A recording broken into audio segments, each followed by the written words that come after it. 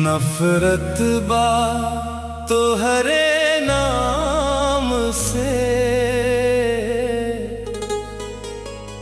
अब का रखी काम से।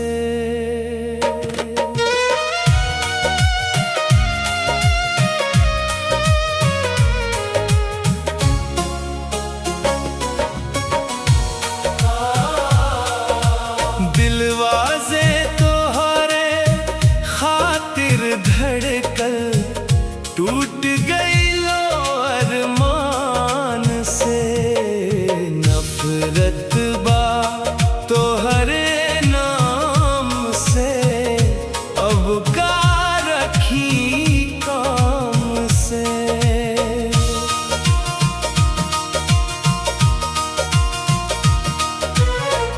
सपना सजवनी लाखों हम, तू ओकरा के तोड़ गईलू। प्यार के दीपवा जरत रहे, आंसू के धार छोड़ गईलू। झूठ के महल बनवले रहू, साँच के हारल दाम से। नफरत बा तोहरे नाम से, अब का रखी काम से।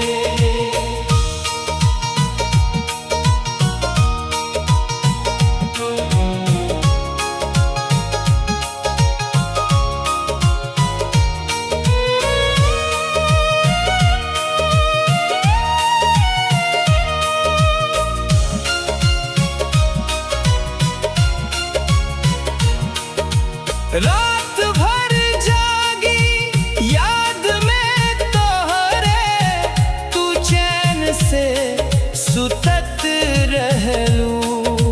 हम तो दिल दे के हार गईनी, तू खेल समझ के हंसत रहलू।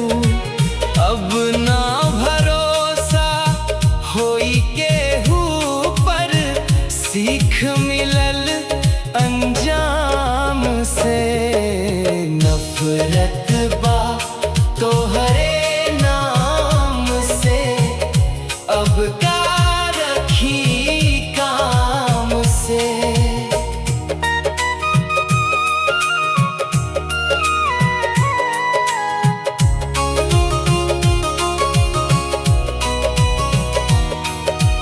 जिंदगी